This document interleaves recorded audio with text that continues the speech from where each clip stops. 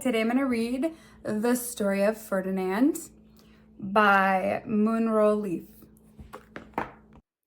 Once upon a time in Spain, there was a little bull, and his name was Ferdinand. All the other little bulls he lived with would run and jump and butt their heads together. But not Ferdinand. He liked to sit just quietly and smell the flowers. He had a favorite spot out in the pasture under a cork tree. It was his favorite tree, and he would sit in its shade all day and smell the flowers. Sometimes his mother, who was a cow, would worry about him. She was afraid he would be lonesome all by himself. "Why don't you run and play with the other little bulls and skip and butt your head?" she would say. But Ferdinand would shake his head. "I like it better here, where I can sit just quietly and smell the flowers." His mother saw that he was not lonesome, and because she was an understanding mother, even though she was a cow, she let him just sit there and be happy. As the years went by, Ferdinand grew and grew until he was very big and strong. All the other bulls who had grown up with him in the same pasture would fight each other all day. They would butt each other and stick each other with their horns. What they wanted most of all was to be picked to fight at the bullfights in Madrid. But not Ferdinand. He still liked to sit just quietly under the cork tree and smell the flowers. One day, 5 men came in very funny hats to pick the biggest, fastest, roughest bull to fight in the bullfights in Madrid. All the other bulls ran around, snorting and butting, leaping and jumping, so the men would think that they were very, very strong and fierce and pick them. Ferdinand knew they wouldn't pick him, and he didn't care. So he went out to his favorite cork tree to sit down.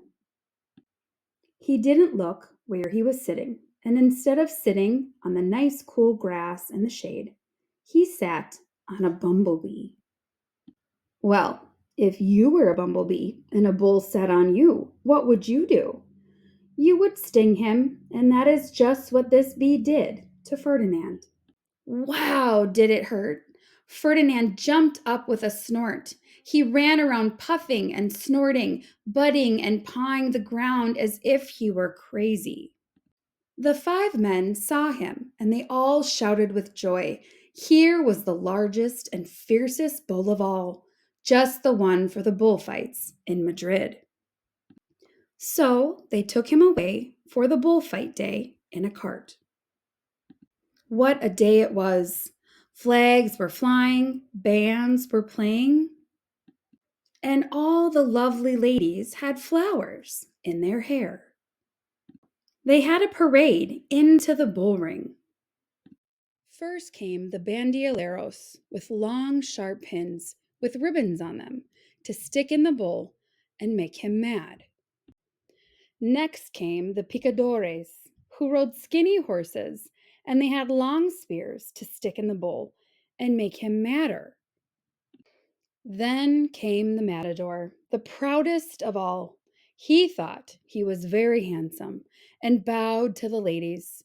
He had a red cape and a sword and was supposed to stick the bull last of all. Then came the bull, and you know who that was, don't you? Ferdinand.